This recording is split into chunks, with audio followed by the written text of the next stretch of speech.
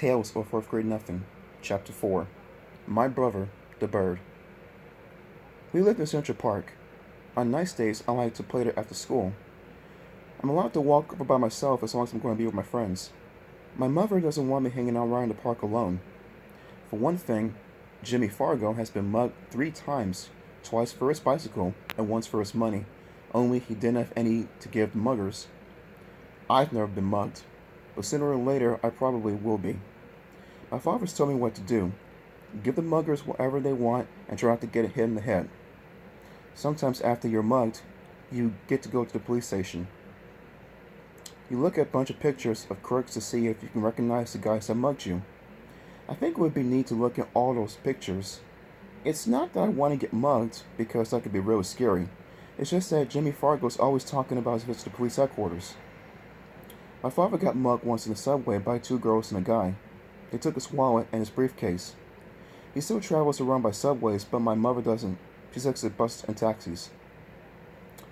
Both my mother and my father are always warning me never to talk to strangers in the park, because a lot of dope pushers hang around there.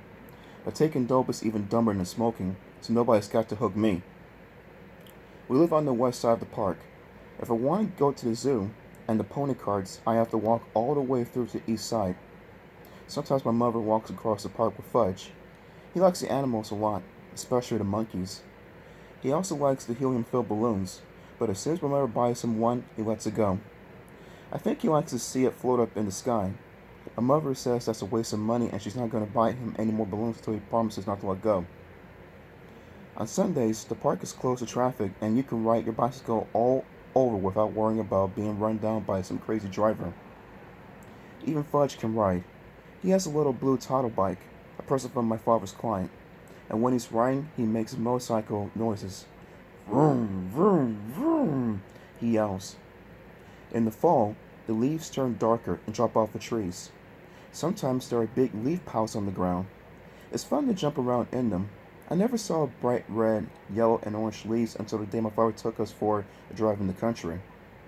The reason the leaves don't turn bright colors in New York is the air pollution, and that's too bad, because yellow and orange and red leaves look really neat.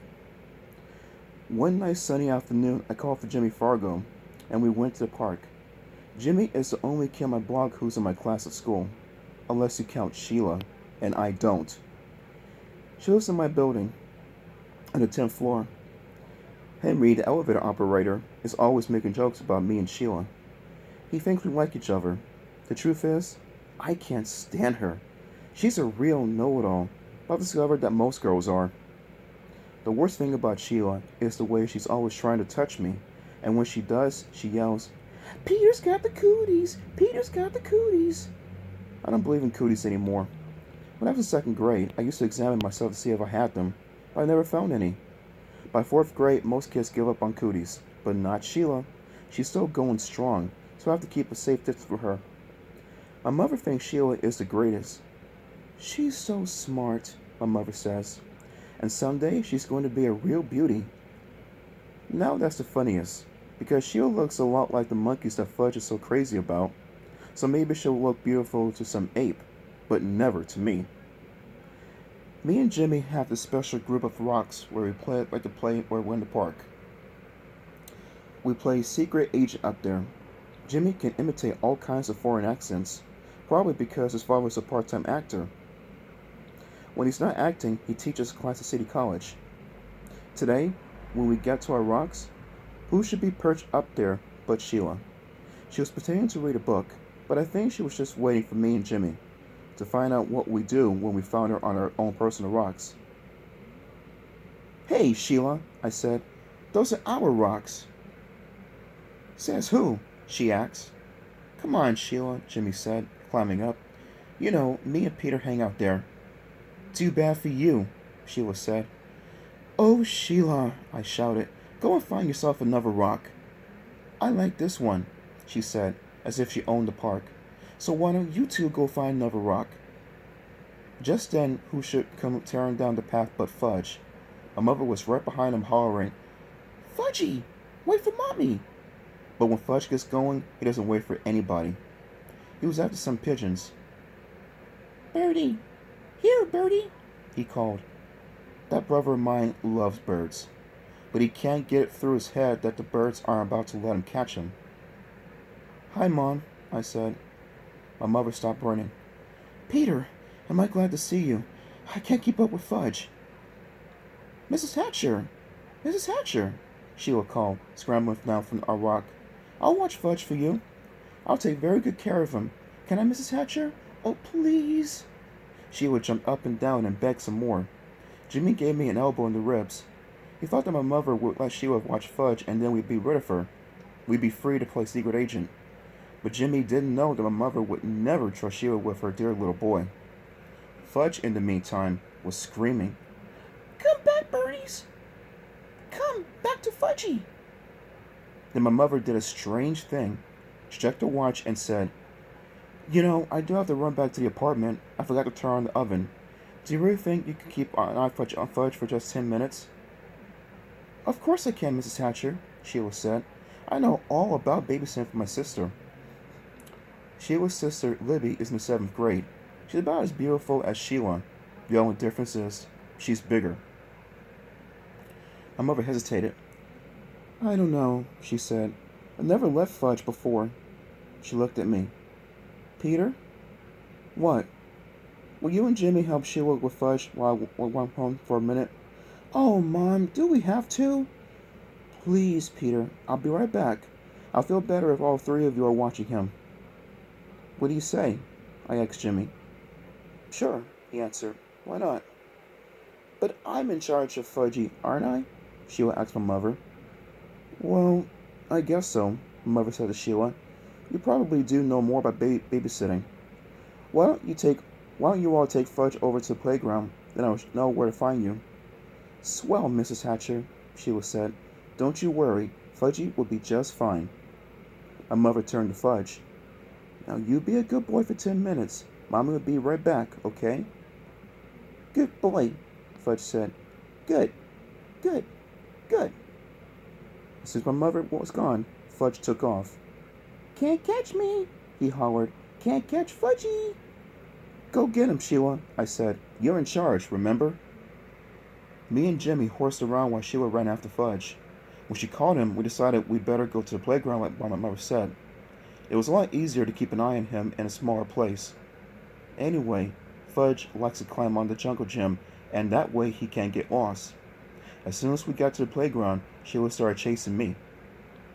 Peter's got the cooties! Peter's got the cooties! She yelled. Cut that out, I said. So she chased Jimmy. Jimmy's got the cooties! Jimmy's got the cooties! Me and Jimmy decided to fight back. So what if she's a girl? She started it. We grabbed her by the arms. She squirmed and tried to get away from us, but we wouldn't let go. We hollered really loud. Sheila's got the cooties! Sheila's got the cooties! All 3 of us were so busy fooling around that we didn't notice Fudge up on the jungle gym until he called, Peter! Peter! That's how he says my name. What? I asked. See? See? Fudge flapped his arms around. Fudgy's a birdie! Fudgy's a birdie! Fly, birdie, fly!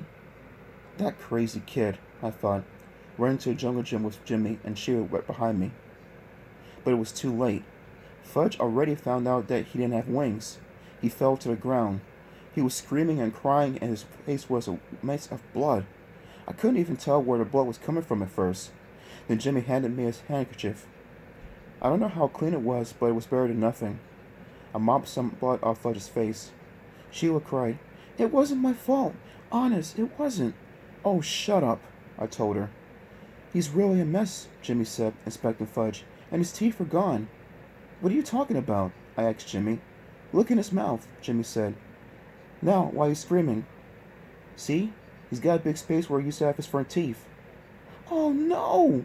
Sheila screamed. He's right. Fudge's teeth are gone. Fudge stopped crying for a minute. All gone? He asked. Open your mouth wide, I said. He did, and I looked in. It was true. His top 2 front teeth were missing. My mother's going to kill you, Sheila, I said. Was I glad I wasn't left in charge of my brother? Sheila cried louder. But it was an accident. He did it himself. Himself. You better find his teeth, I said. Where should I look? Sheila asked. On the ground, stupid. Sheila crawled around looking for Fudge's teeth while I tried to clean up some more. See? Fudge said, showing me all his wounds. Boo-boo here, and here. More boo-boo here. His knees and elbows were all scraped up. I'm going to get your mother, Jimmy hollered, running out of the playground. Good idea, I called. I just can't find them, Sheila said. Well, keep looking, I yelled. Honestly, Peter, there aren't any teeth here. All gone? Fudge asked again. Not all, I told him. Just 2. Fudge started to scream. Want my teeth! Want my teeth! Jimmy must have met my mother on her way back to the park because it took about 2 minutes for her to get here. By that time, a whole crowd of kids had gathered around us. Most of them were crawling on the ground like Sheila, looking for Fudge's teeth. My mother picked up Fudge. Oh, my baby, my precious, my little love. She kissed him all over. Show Mommy where it hurts. Fudge showed her all his boo-boos. Then he said, All gone. What's all gone? My mother asked. His top 2 front teeth, I said. Oh no, my mother cried. Oh, my poor little angel. Sheila sniffled and said, I just can't find them, Mrs. Hatcher. I looked everywhere, but Fudge's teeth are gone. He must have swallowed them, my mother said, looking into Fudge's mouth. Oh, Mrs. Hatcher, how awful. I'm sorry. I'm really very sorry, Sheila cried. What happened to him? He'll be all right, Sheila, my mother said. I'm sure it was an accident. Nobody's blaming you. Sheila started bawling again. My mother said, Let's go home now. I thought my mother was being pretty easy on Sheila. After all, she was left in charge. When we got home, Mom washed Fudge's cuts and scrapes with peroxide. Then she called Dr. Cohn. He told her to take Fudge to our dentist. So my mother called Dr. Brown's office and made an appointment for the next day. When that was done, she gave Fudge some socks to play with. I went into the kitchen to have a glass of juice. My mother followed me. Peter Warren Hatcher, she said. I'm sorry that I can't trust you for 10 minutes. Me? I asked. Trust me? What's it got to do with me? My mother raised her voice. I left your brother with you for 10 minutes, and just look what happened. I'm disgusted with you. It was Sheila's fault, I said. You said Sheila was in charge, so I could be mad at me and not at Sheila. I just am, my mother shouted.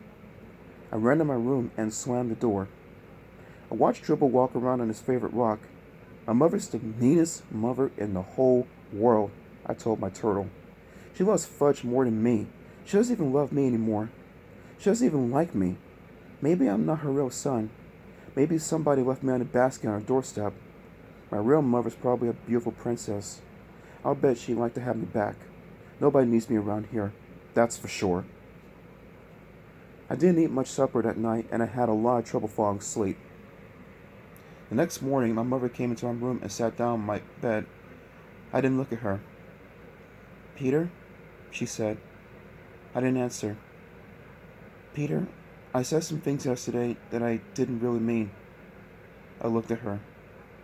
Honest? I asked. Yes.